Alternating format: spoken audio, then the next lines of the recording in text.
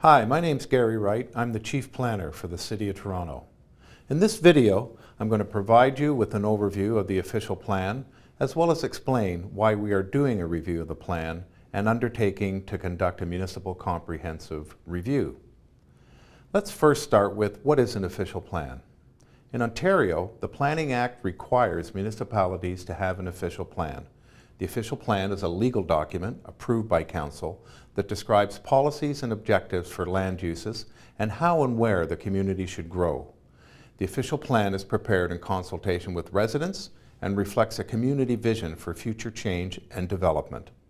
Now, it's no secret that Toronto is a great city.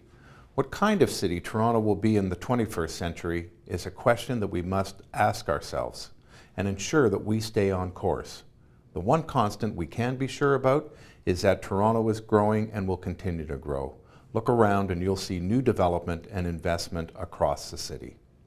So our choice is not whether we grow, but how well we grow. Toronto's official plan sets out the vision for where and how the city will grow to the year 2031. Think of it as a blueprint. It describes the general location for new housing, employment, parks, office and retail areas, community services, parks and other land uses. The official plan also establishes policies for the built environment, such as criteria for how new buildings relate to the street, for improvement to the city's hard services, such as transit, roads and sewers, and for the protection of the city's natural environment. You might be thinking, sounds interesting, but how does it affect me? Well, from the time you wake up in the morning until you go to bed at night, your life is affected by how Toronto is planned.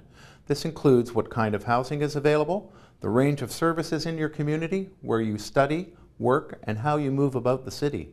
All of these elements of our city life link to the official plan. Now, our official plan is organized into 7 chapters, starting with the vision in Chapter 1. The vision of the plan is about creating an attractive and safe city that evokes pride, passion, and a sense of belonging. A city where people of all ages and abilities can enjoy a good quality of life.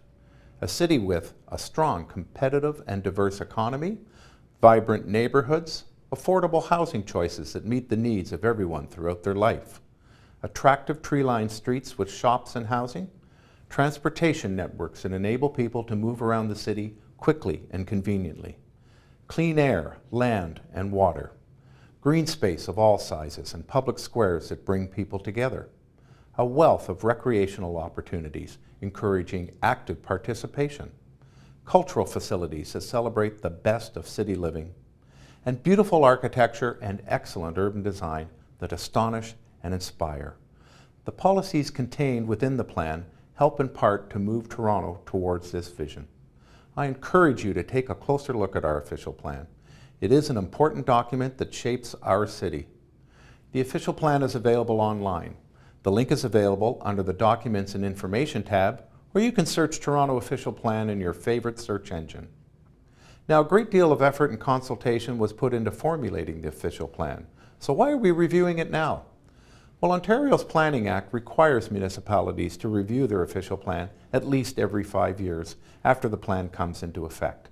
And our official plan came into effect in June 2006. So we're required to start looking at this today in 2011.